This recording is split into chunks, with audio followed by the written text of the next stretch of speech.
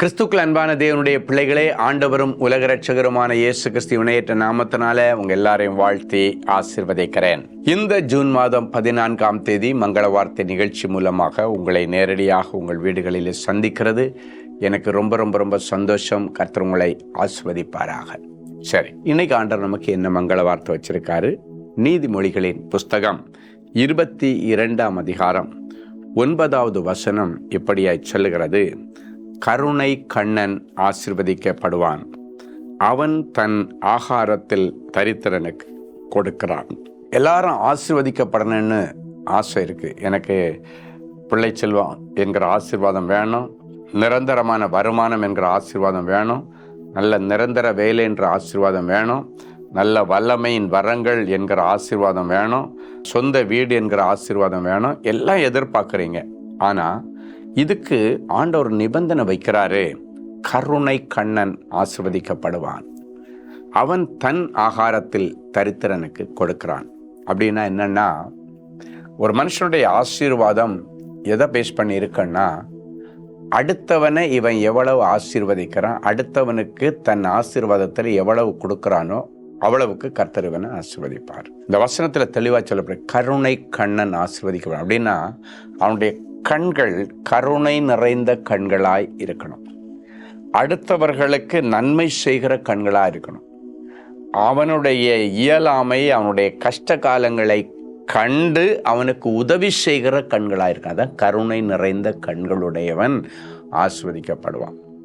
எனக்கெல்லாம் பார்த்தீங்கன்னா, யாராவது கஷ்டப்படுறத பார்த்தாலே போதும், ஏதாவது ஒரு விதத்தில் அவங்களுக்கு உதவி செய்யணும்னு என் மனசு துடிக்கும்.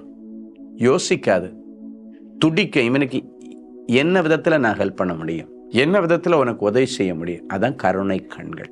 பார்த்தாலே போதும், சில நேரத்தில் அப்படியே நின்றுடுவேன், ஸ்டன்னாகி அவனுக்கு அந்த காரியத்தை செய்தால் தான் எனக்கு மனசுக்கு திருப்தி ஆகும். இந்த கொரோனா காலங்கள் நடந்து கொண்டு இருக்கும் பொழுது எல்லா இடத்துலையும் ஷட் டவுன் போட்டாங்க. ஆனால் நம்ம ஹாஸ்பிட்டல்ஸ் ஓப்பனிங்கில் இருந்தது மாதிரி எங்களை போன்ற ஜப கோபுரங்களும் செயல்பட்டுட்டு தான் இருந்துச்சு.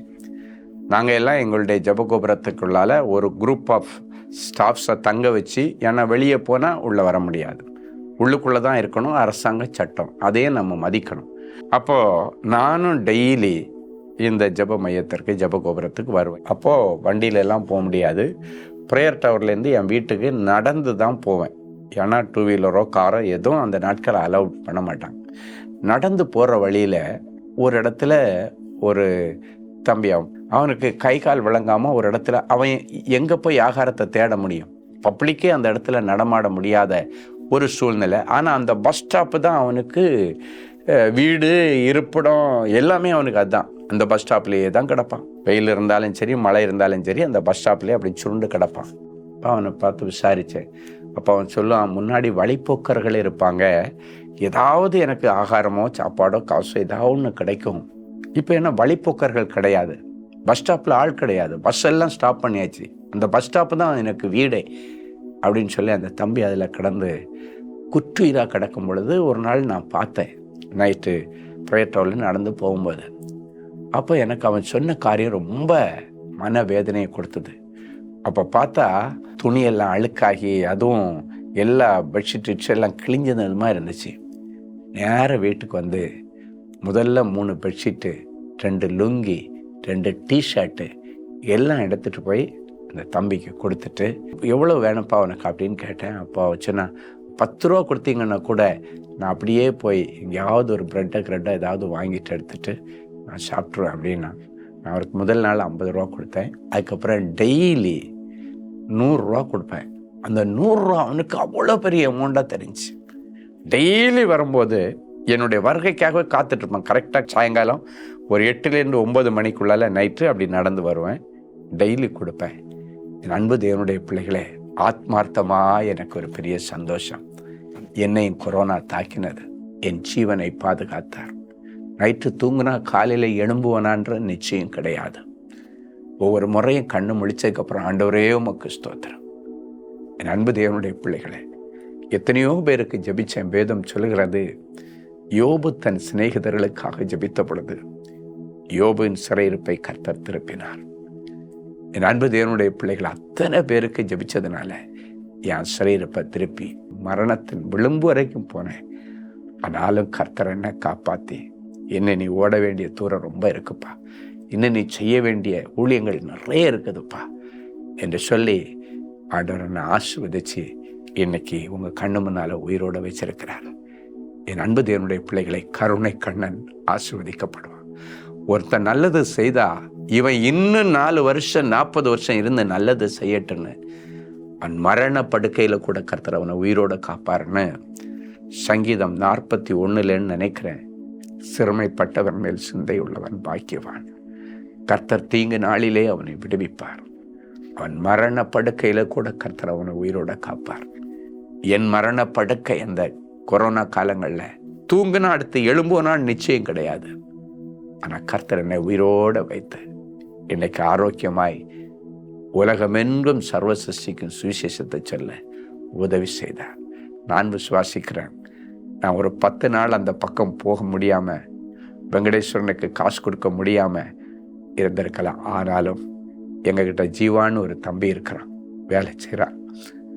நான் படுக்கையில் கிடக்கிறேன், கொரோனா போக முடியலை, வெளியே வியாதியோடு கிடக்கிறேன். இவன் எதிர்பார்த்துட்டு இருப்பான். டெய்லி ஜீவாட்ட 100 ரூபா கொடுத்து அனுப்பி அந்த இடத்த சொல்லி, அவனுக்கு தெரியும் இந்த 100 ரூபாயை கொண்டு போய் வெங்கடேஷ்ட கொடுத்துருவாடா.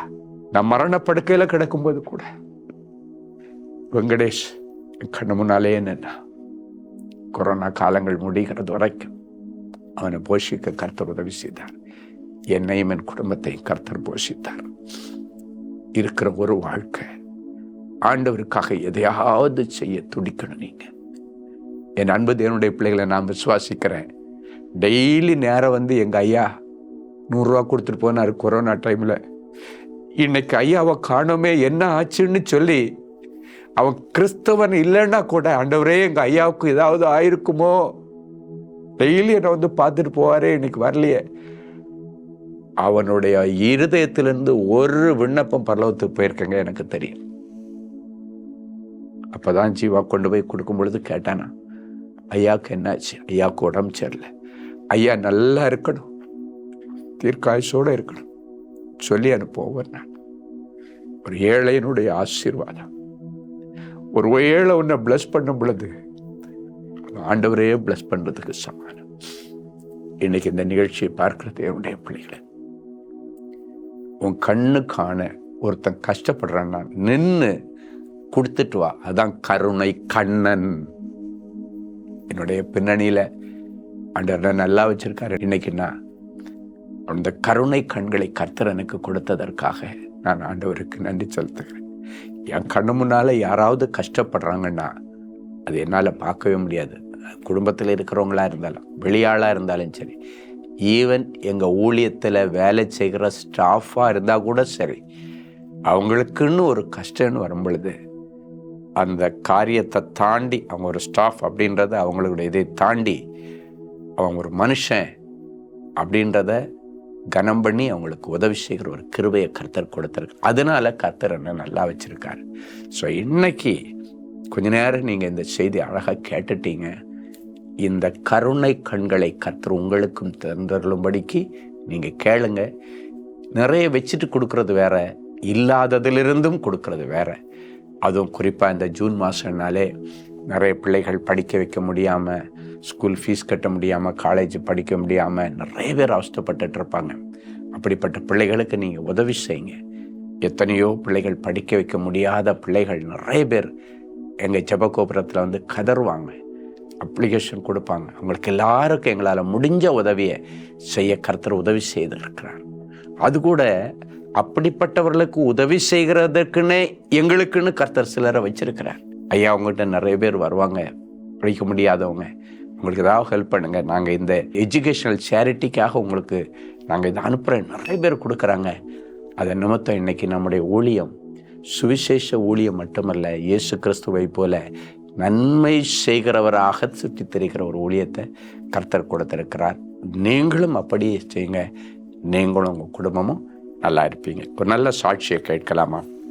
சகோதரி கலா ஃப்ரம் கோயம்புத்தூர். எனக்கு வேலை கிடைக்கவில்லை, ஏதாவது தொழில் துவங்க முடிவு செய்தேன். இப்படிப்பட்ட சமயத்தில் சகோதரர் ஸ்டீஃபன் அவர்கள் கோயம்புத்தூர் ஜெப மையத்திற்கு வந்து தேவ செய்தி வழங்கி ஜெபித்தார்கள். தனி ஜெபத்தில் எனக்காக ஜெபித்த போது, கர்த்தர் உன் மன விருப்பத்தை நிறைவேற்றுவார், ரகபோத்தின் காலங்கள் உனக்கு ஸ்டார்ட் ஆகுதுன்னு சொல்லி மங்கள வார்த்தை சொல்லி ஜெபித்தார்கள். ஜெபம் முடித்து நான் வீட்டிற்கு வரும்போது ஒரு கடையில் கடை வாடகைக்கு விடப்படும் என்று எழுதியிருந்தது. நான் உரிமையாளரிடம் கேட்டேன். அவர்கள் உடனே எனக்கு அந்த கடையை வாடகைக்கு தந்து விட்டார்கள்.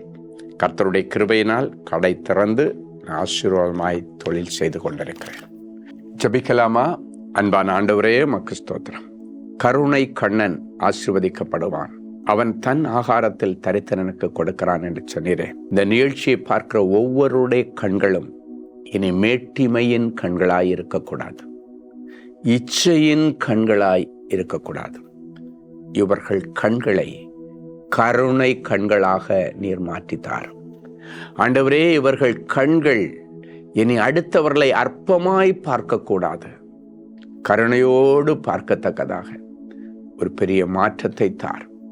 தங்களால் இயன்ற அளவுக்கு கஷ்டப்படுகிறவர்களுக்கு உதவி செய்ய, வியாதியிலே இருக்கிறவர்களை ஆதரிக்க, ஏழைகளையும் விதவைகளையும் போஷிக்க, திக்கற்ற பிள்ளைகளுக்கு சகாயம் செய்ய, அவருடைய கண்களுக்குள்ளால கருணையின் அபிஷேகத்தை வைத்து நான் ஆசீர்வதிக்கிறேன்.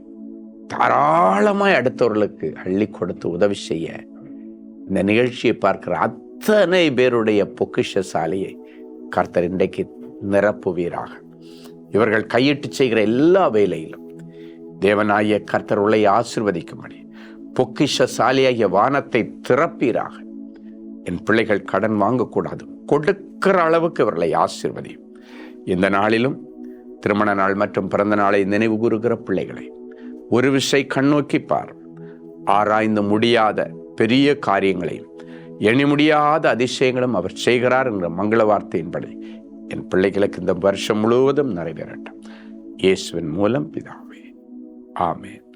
அன்பு தேவனுடைய பிள்ளைகளே, இந்நிகழ்ச்சியின் மூலம் நீங்கள் பெற்றுக்கொண்ட ஆசீர்வாதங்களையும் உங்கள் ஜெப விண்ணப்பங்களையும் அனுப்ப வேண்டிய முகவரி: தேவனின் அன்பு ஊழியங்கள், Vinayak avenue, OMR road, Okkiyam, Thoraipakkam, Chennai 600097. மேலும் 24 மணி நேர ஜெப உதவிக்கு 044-24547-999 மற்றும் 9941150999 என்ற எண்களுக்கு தொடர்பு கொள்ளுங்கள்.